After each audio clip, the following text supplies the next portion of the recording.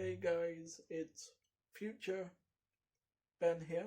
I just wanted to say that I looked on my analytics yesterday and it said that 47% of only 47% of my normal viewers are actually subscribed.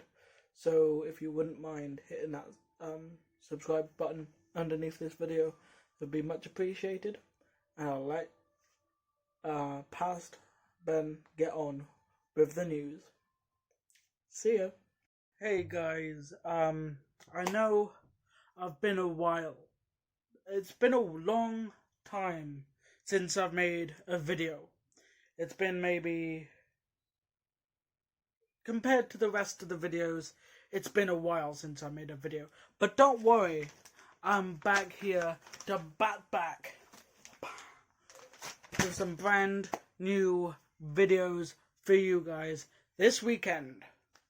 And we're going to be doing at least 2 videos this weekend. I'm also going to be doing one today. Well, not today, but one yesterday from when I'm recording this, because I'm recording this on Thursday, but it'll be up tomorrow. So technically, I've done a video yesterday. It's all very complicated. I'm sure you'll understand because basically today is Thursday and I'm going to be doing a live stream in a bit. But from when this video's uploaded, it'll be Friday. It's all confusing. It's all wibbly wobbly, timey-wimey stuff. So anyway, let's get into some news. And with my energy all over the place, let's start off with some sad news. Let's get the sad news out of the way. If you've been paying attention to any of the wrestling news, or if you've been like Googling WWE or whatever, any Google of wrestling or WWE, and in the top stories, this will come up. I don't know how long for.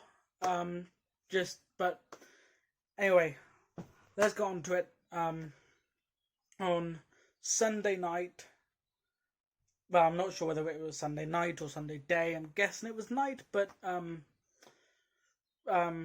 WWE alumni Shad Gaspard was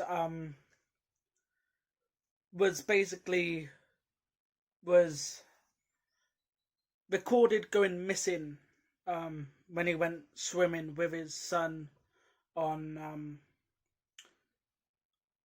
one of the beaches or one of the coastlines, and basically there was so they were trying to get saved, and then but they could only save one person, and he insisted that the lifeguard saved his son rather than saved himself. So because his son was only 10, so didn't really have the experience or the real strength, both physically and mentally, to be able to survive being cast out into the sea, into the ocean, in the first place, let alone with his father taken to safety.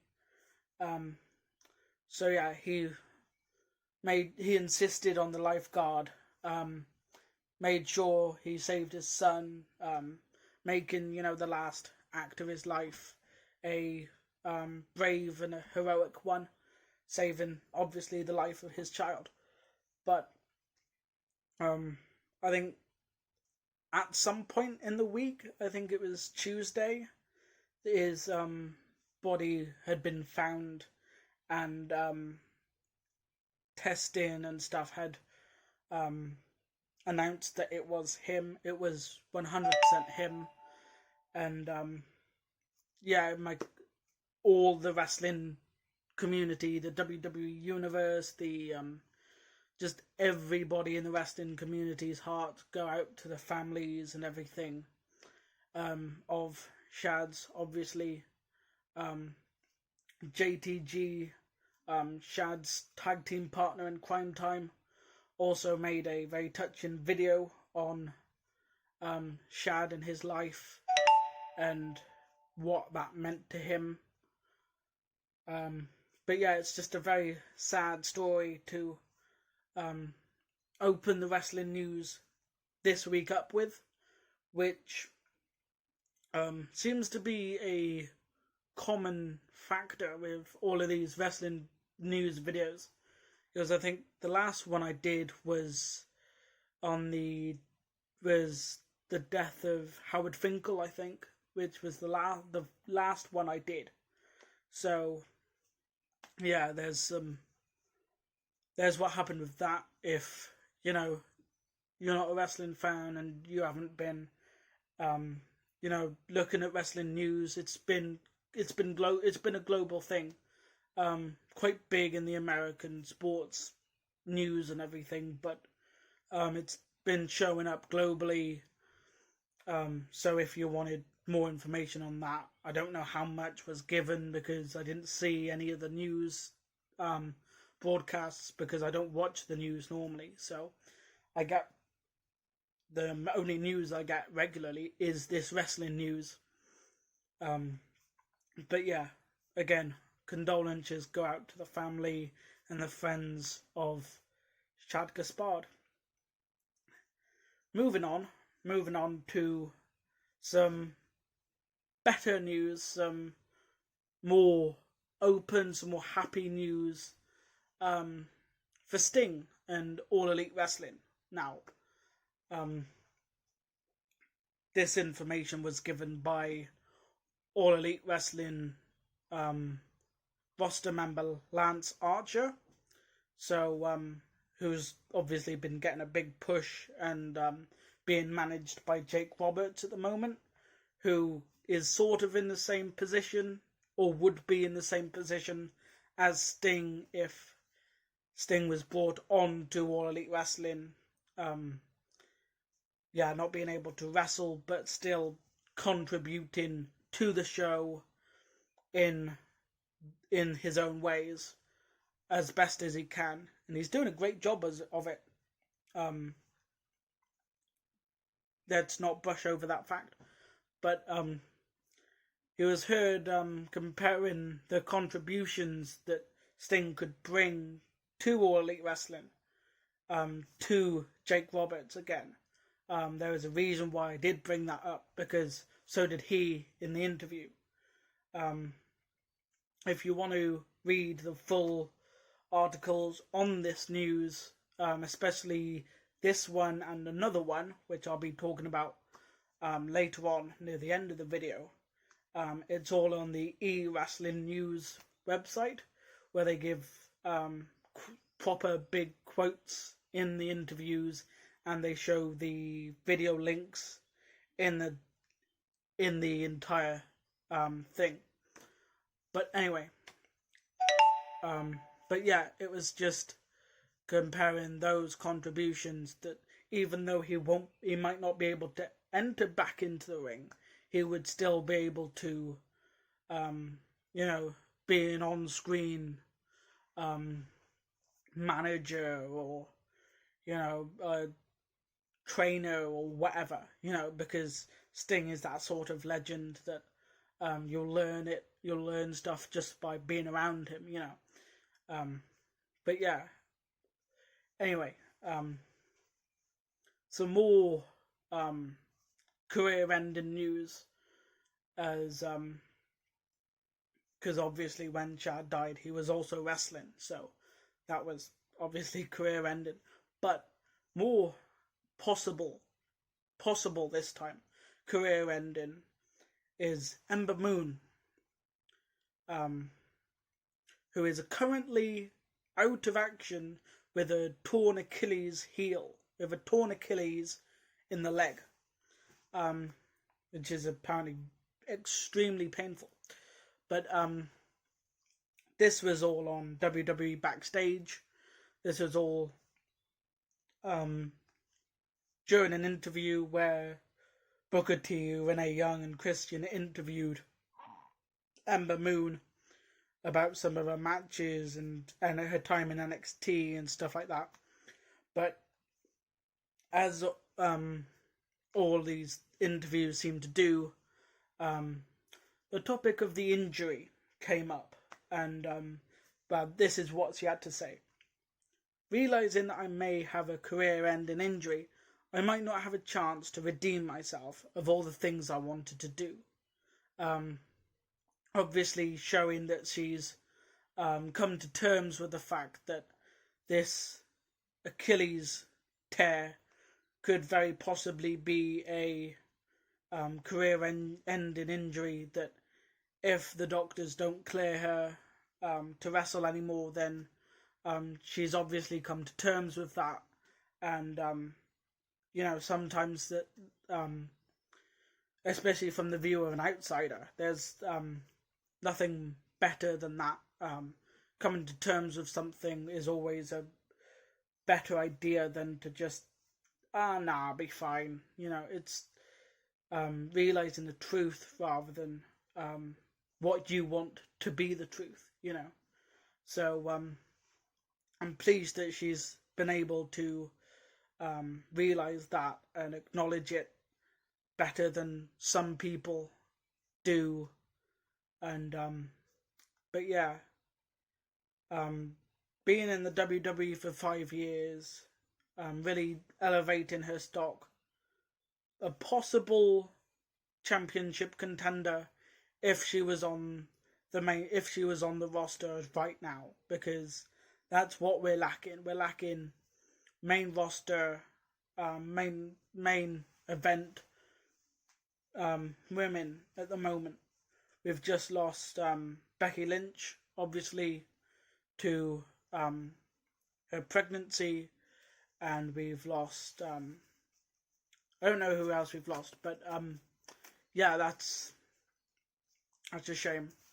And because she really didn't fulfill her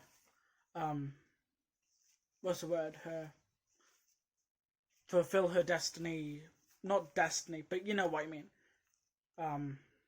But yeah, she didn't get that championship that we knew she was capable of, but she was never really given the proper chance to run against and with the title, and which is a real shame, because she could have done wonders with that title. But yeah, it's sad to see someone of that talent go, but if it is a career-ending injury, then yeah, at least he's come to terms with it, and at least she seems to have accepted that fact. If you're wondering, by the way, she tore her Achilles while in the 24/7 title chase, while Carmella was champion. Which all of these career-ending injuries seem to happen on, don't they? Paige's career-ending concussion happened on a house show. Ember Moon's possibly career-ending injury happened in the 24/7 title chase. All of these career-ending injuries, especially at the moment, seem to be happening at the most minuscule of times. They don't happen on big pay-per-views like we expected. Like, we all expect to go out in a blaze of glory, but those two are just cases where that doesn't happen, and we can never know when something is going to be over, especially a career you've worked your entire life to get into, and it could be taken like that. But yeah, speaking of injuries and career-ending ones, Tyson Kidd, someone who's not been mentioned that much on TV since he left in 15, due to injury when he was on NXT, and he hasn't come back since. It's been 5 years since he last stepped foot in a wrestling ring. However, he did try and get clearance by the medical team to get cleared for a Royal Rumble match. Which Royal Rumble match is unrevealed, but the article, again like the Sting All Elite Wrestling one, is on the eWrestling News website, because I'm not going to go into big details on it here. If you want to see them, if you want to see full details, it's down there. Well, it's not down there, but it's on the eWrestling News. If you want to see the full article, it's got a big interview on there. But yeah, go and check that out if you do want to see Tyson Kidd come back, or if you just want a good read of a wrestling interview or a good watch of a wrestling interview. But anyway, we're gonna end this with a question. I'm gonna end this asking you guys a question. It's gonna be a rhetorical question, because I'm gonna answer it in a few seconds. But it's gonna be but it's still gonna be a question. And that question is, why was Lio Rush brought up to the Raw so early? And the answer, if any of you guys didn't see it coming, is nobody knows. He doesn't know, certainly, because it was just, why not? It was just something that happened, and now that he was back down on NXT, it just goes to show that WWE rectified a mistake, which, let's be honest, they rarely do. But they did it, and then when his partnership with Bobby Lashley was up, they had no use for him on the main roster, so brought him down to NXT. Anyway, guys, actually, last story now, is one of SmackDown's top talents, actually left the WWE. I'm not sure whether he's actually left, like, full time, but basically what happened was his contract ran out, and him and WWE were on good terms, and they tried to get terms, but they couldn't really come to terms with an agreement. I'm not sure. It wasn't anything bad, it wasn't, they didn't fall out or anything. It was just, he couldn't see anything going from it. So we're not sure whether he's going to be back in a few weeks. We don't know whether, this is just a short-term thing, or whether he is leaving and going to be poached by somebody else. I don't know. We don't know. But if he is, then it'll be a very sad loss for WWE.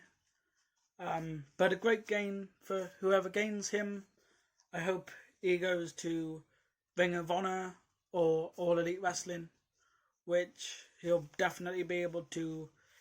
Ring of Honor will definitely be more prone to his ring style, Ring of Honor or New Japan, which will be definitely quite interesting to see him in. But yeah, anyway, guys, we could be seeing Drew Gulak back in the WWE like next week. With these things, you never know. Anyway, guys, with that, that's going to be the end of the video. I hope you guys enjoyed it, and I hope you don't forget to click that red button underneath this video. Out of celebration now, the one that says subscribe. Goodbye.